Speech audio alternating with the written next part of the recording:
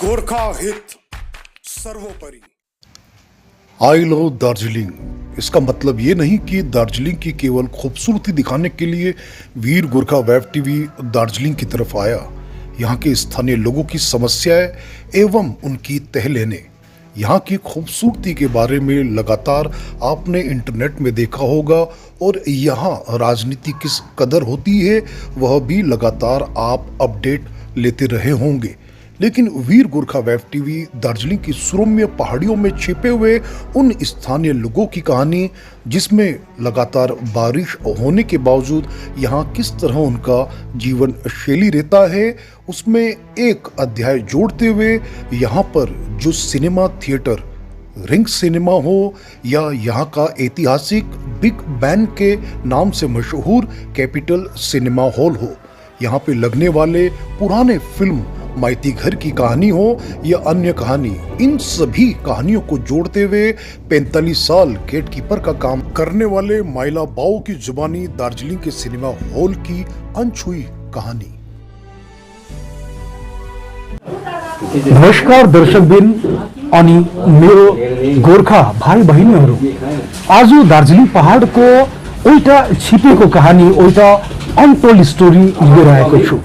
बाकी देश में रहने वाले लोग जो दार्जिलिंग पहाड़ से प्यार करते हैं, उन सभी के लिए एक अनदेखी कहानी, जो एक अनसुनी कहानी है। दार्जिलिंग के इतिहास में पहाड़ी इलाकों में सिनेमा घर बहुत कम संख्या में रहता है और उसी पहाड़ी इलाके में एक थिएटर में लगभग 45 साल काम करने के पश्चात हमारे साथ आज वह व्यक्तित्व है जो आपको दार्जिलिंग पहाड़ से 1954 से जो उनकी यात्रा शुरू हुई, थिएटर में फिल्में वगैरह वो स्टाफ में थे, उन्होंने पूरे समाज को देखा है दार्जिलिंग में सिनेमा के दृष्टिकोण से। आज हमारे साथ मौजूद है माइला बाऊ के नाम से जाने वाले और उनके नाम से फेमस और उनका वास्तविक नाम नंद कुमार प्रधान। आज हमारे साथ मौजूद है माइला बाऊ। माइला बाऊ, हजुरको स्वागत छ। सबभन्दा पहिला हजुर नेपाली भाषामा गर्नु सक्छ, हिन्दी भाषामा गर्नु सक्छ, के हजुरलाई सजिलो लाग्छ? नेपालीमा गर्नुहोस्। नेपालीमा गर्नु ल। नेपालीमा सबभन्दा प्रथम प्रश्न, हजुरले 1954 देखि स्टार्ट गरेको आफ्नो सिनेमा थिएटरमा एज अ बतौर स्टाफको हजुरले, हजुरको जन्म कहाँदेखि भएको और कुन सालमा हजुर जन्म भएको हजुरको? मेरो जन्म यहाँ बोटानिकल गार्डन, हजुर 20 अगस्त 1938। 38 देखि अहिले 83 सालको हजुर छ। हजुर, आम्मामा, हजुर त्यहाँ जन्मेको। त्यहाँ जन्मेको हजुर 1938 देखि जन्मेको 16 वर्षको उमेरदेखि हजुरले सिनेमा थिएटरमा काम गर्नुभएको। सिनेमा थिएटरमा हजुरको सबभन्दा पहिलो फिल्म अनि टोकिज थिएटरको नाम के थियो? मैले पहिला हेर्दाखेरि चाहिँ आवारा फिल्म पहिला हजुर कुन थिएटरमा लागेको थियो? Ring cinema. Ring cinema. अनि हजुरले एज अ बतौर के काम सुरु गरेको? हजुरले कुन कामदेखि हजुरले आफ्नो सिनेमा थिएटरको नोकरी सुरु गरेको? गेट किपरदेखि। गेट किपरदेखि। अरू लास्ट टाइम जब हजुर 99 मा रिटायर भयो त कुन पोस्टमा गएर हजुरले रिटायर भएको?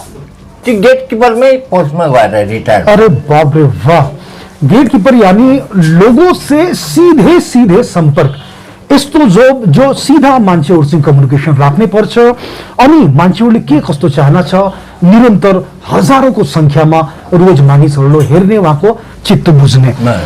आवारा जब फिल्म रिलिज गरिएको थियो यहाँ हजुरको रिङ सिनेमामा, त कुन प्रकारको हजुरले हेरी यहाँको मानिसहरुलाई सिनेमालाई लिएर कस्तो प्रकारको उहाँलाई एउटा मनमा जागरुकता, उत्सुकता थियो?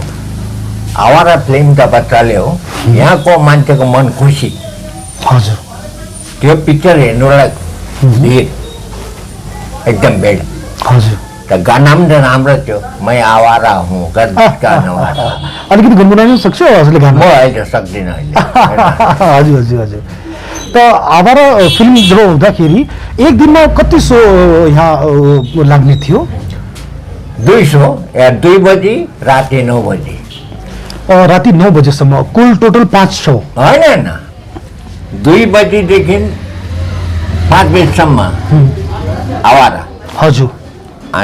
6 बज्नु 15 मिनटदेखि इङ्ग्लिस लाग्थ्यो। हजुर।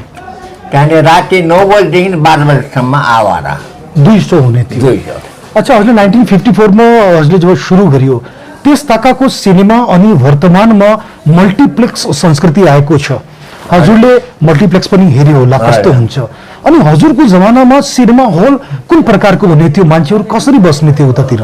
त्यति बेला त अब सिनेमा हलमा कस्तो थियो भने अब सिङ्गल सिट थिएन, लामो लामो यस्तै सिट लामो लामो थियो। त्यति बेला बस्यो, टिकट च्यात्यो, अब जहाँ पायो त्यहीँ बस्यो। ए अच्छा। अरू त्यस ताका बाल्कनीको अनि जो तलको सिटको हुने थियो के टिकट रेट थियो?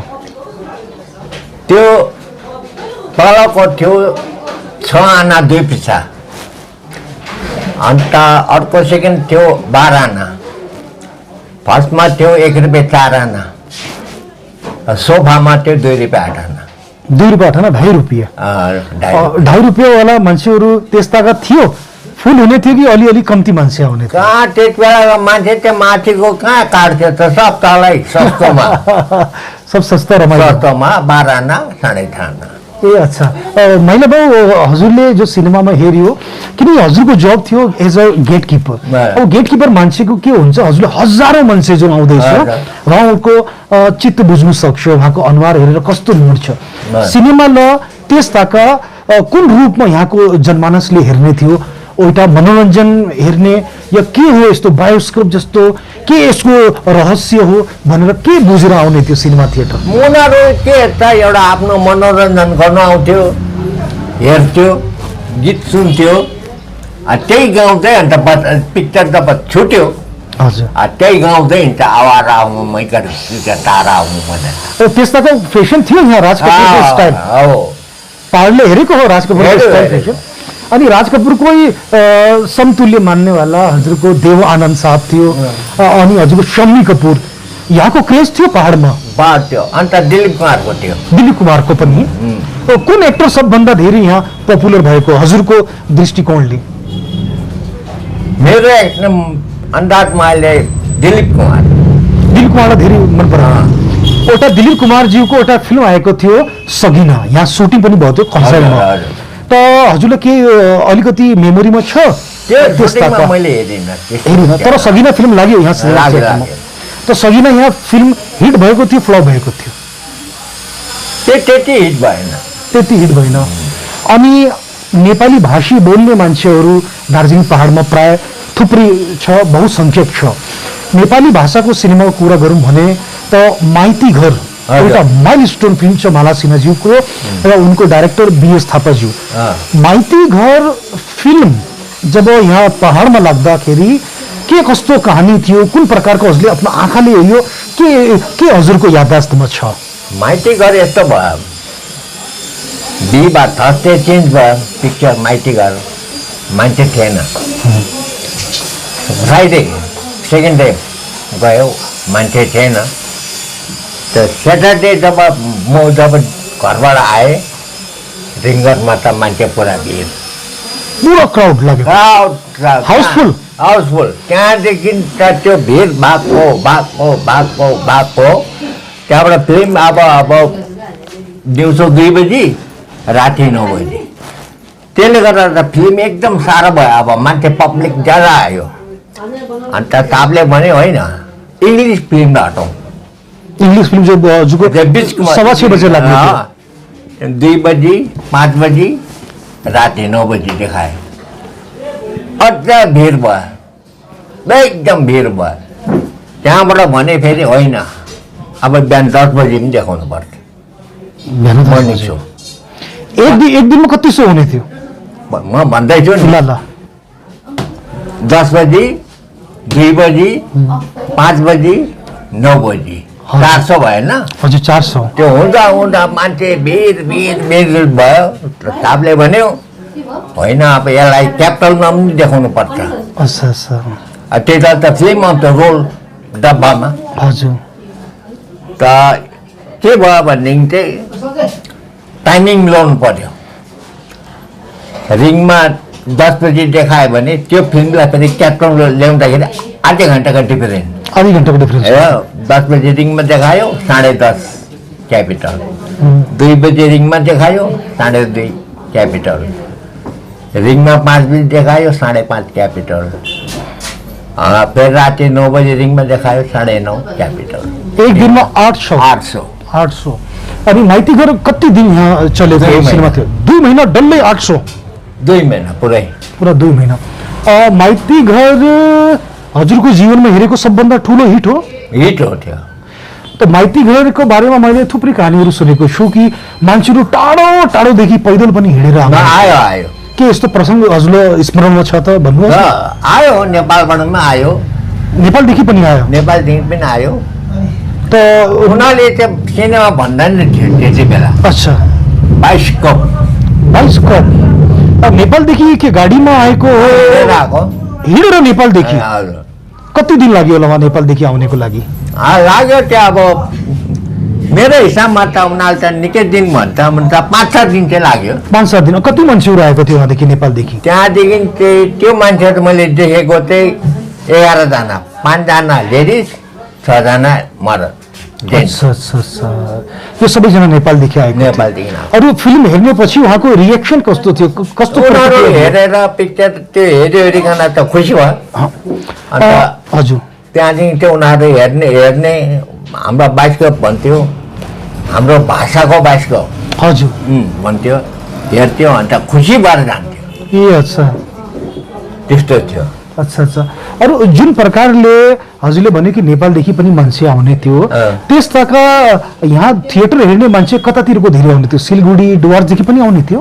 आउँथ्यो, कमानको पुरै आउँथ्यो, कमानको पुरा आउने थियो? पुरा आउने। अनि यहाँ जो हजुरले फिल्मको बतायो, पहिला मैले थुप्रै यस्तो किताबहरूमा पढेको छु, मान्छेहरूले एउटा सुनाएको पनि छ मलाई कि त्यसताका मान्छेहरूले के गर्ने थियो, सिनेमा थिएटर हेरेर छक्कै पर्ने। हजुर। के हुँदैछ अगाडि? त यस्तो केही प्रसङ्ग छ कि सिनेमा थिएटरमा केही रिएक्सन भएको?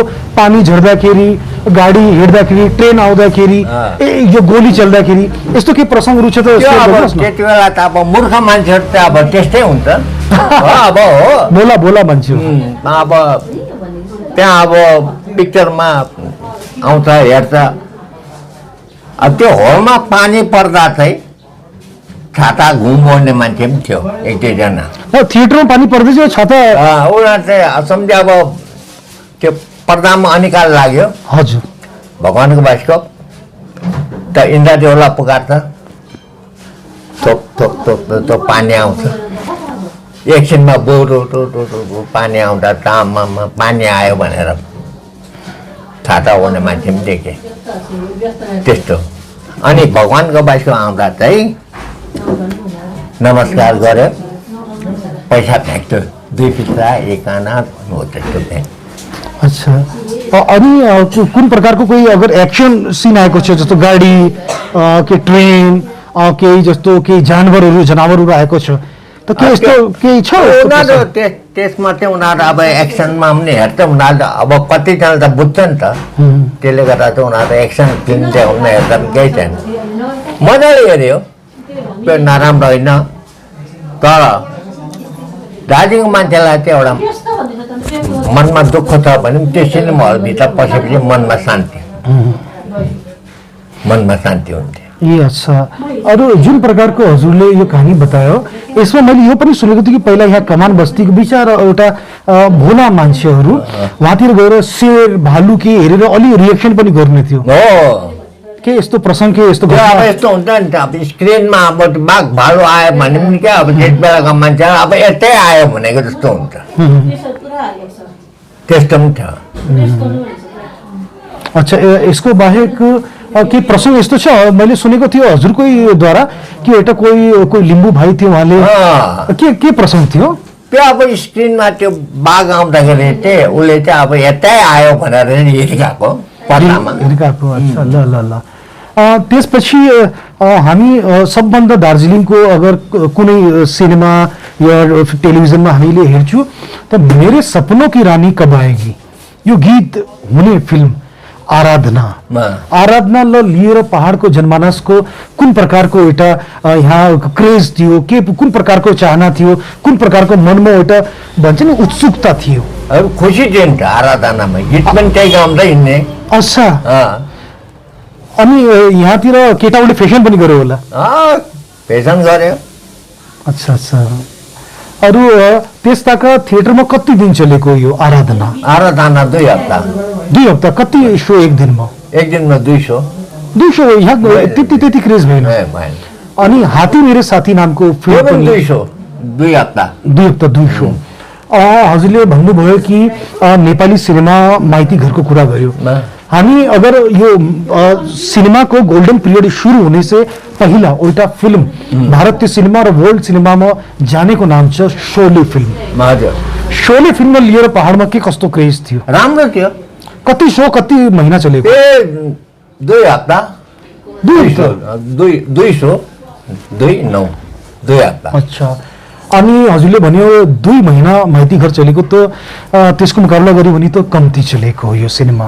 अब हामी कुरा गरौँ 1980s तिर आयो भने कालिम्पोङदेखि काठमाडौँदेखि जो युवा जो फिल्म बनाउने मान्छेहरूले नेपाली भाषामा कन्सन्ट्रेट गर्यो अनि एउटा फिल्म बनाएको थियो बाँसुरी। राम्रो गीतहरू थियो उसमा। बाँसुरी फिल्म यहाँ रिलिज भएको हो दार्जिलिङमा? रिलिज त कहाँ भयो म जान्दिनँ, तर आउनु चाहिँ यहाँ रिङ सिनेमामा आयो। रिङ सिनेमामा तर चलेन त्यति चलेन। त्यति चलेन। अनि नेपाली सिनेमाको कुरा गर्यो भने कुसुमे रुमाल हजुर फिल्मको कुरा गरेन भने त त्यसको केही पनि उ छैन। भन्छन् कि इसके बारे में बात नहीं की तो कुछ भी बात नहीं की। त्यस्तै कुसुमे रुमाल फिल्म कस्तो चलेको, त्यस्ताको यहाँ मान्छेको क्रेज कस्तो थियो हजुरको? कुसुमे रुमाल 2 हप्ता चल्यो। 2 हप्ता मात्र? कुसुमे रुमाल 2 हप्ता।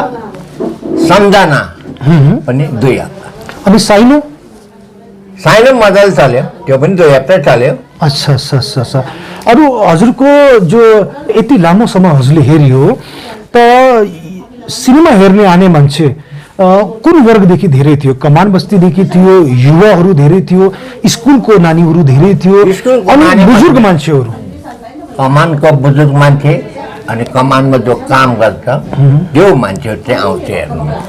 अच्छा। उनीहरूको सन्चबार त छुट्टी हुन्थ्यो, उनको लागि एन्टरटेनमेन्ट मनोरञ्जन थियो। यो टाउनको त अब राति 9 बजी हेर्छ। ए अच्छा, पुरो दिनको कामहरू सबै चिज गरेर। अनि त्यस्ताको हजुरले सिनेमाको भन्यो, हजुरले यति लामो काम गर्यो त हजुरको जीवनमा सबभन्दा धेरै चल्ने नेपाली फिल्म त हजुरले माइतीघर भन्यो। अनि हिन्दी भाषामा कुन फिल्म यहाँ महिनो जस्तो चलेको? हिन्दी भाषामा महिनासम्म चलेन। इङ्ग्लिस भाषामा?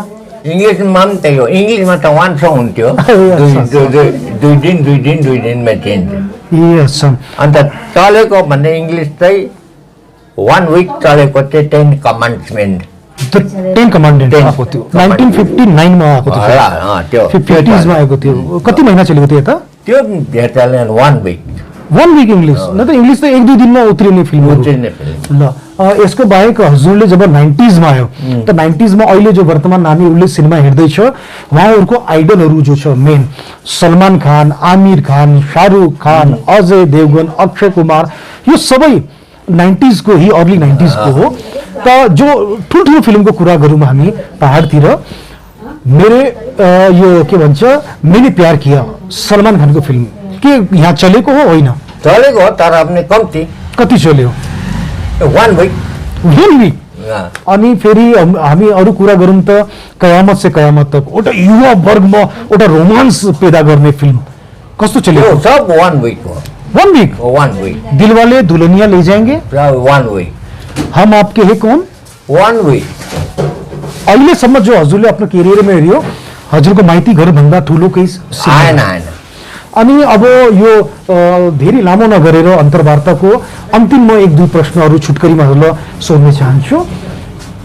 यहाँको जो सिनेमा हेर्ने मान्छे छ थुप्रै पीर छ, कमान बस्तीमा धेरै उनले काम गर्नुपर्छ, दल्लिनुपर्छ, पगार पनि कम्ती पाउँछ। फेरि पनि यहाँको मान्छे यति जोसिला किन, यति जोयफुल किन रहन्छ, यति खुश किन रहन्छ? धेरै विद्या, धेरै पीर छ, फेरि पनि यहाँको जनमानस खुसी रहन्छ, खुसीता गरिरहन्छ। हजुरको दृष्टिकोणले किन होला यस्तो? अब उनीहरूको अब दिनभरि काम गर्यो, कमानमा काम गर्यो, राति 9 बजी आउँछ, पिक्चर हेर्नु खुसी भएर जान्छ। ल है आज त यस्तो। त्यति बेलाको गाना जब आउँछ गाना, त्यो गाना गाउँदै जान्छ उनीहरू। अच्छा अच्छा अच्छा। के हो अच्छा यतातिर जो हजुरले पुरा सिनेमाको हामीलाई पहाडमा सिनेमाको बतायो यसको बाहेक पनि पहाडमा हजुरले भन्यो रिङ एउटा सिनेमा हल थियो, अर्को थियो क्यापिटल सिनेमा हल, त्यसपछि अन्य पनि के सिनेमा हलहरू खुलेको थियो यतातिर? खोलेन, केही पनि थिएन। अहिले रिङ सिनेमा हल अनि क्यापिटल सिनेमा हलको अवस्था के छ? खतम त, क्यापिटल त खतमै त, म्युनिसिपालिटीको एरिया हो। रिङ त अब मालिकले बेचिहाल्यो, अहिले आइनक्स भयो, रिङ माल भन्छ। हजुरको जीवनको हामीले पुरा 45 वर्ष हेऱ्यो। 1954 मा जब हजुरले 16 वर्षको उमेरमा काम सुरु गरेको थियो, हजुरको पगार कति थियो? महिनाको 14 रुपियाँ। 14 रुपियाँ हो। हजुरले पुग्ने थियो यो पैसाले? पुग्थ्यो त्यस्ताको। अनि हजुर 99 मा रिटायर हुँदाखेरि हजुरलाई कति पेमेन्ट पाउने थियो? 2500। 2500 ले पुग्ने थियो? पुग्थ्यो। यहाँ के लोगों की सबसे बड़ी खासियत ये है कि कम से कम चीजों में कैसे खुश रहना है और एक अपने आप को एक पॉजिटिव एनर्जी के तहत रखना है। इसी माध्यम से मैंने बात की नंद कुमार प्रधान जी, जो हमारे माइला बाउ के नाम से प्रसिद्ध है। माइला बाउजी हो, हजुरले हामीलाई राम्रो बताउनु भयो।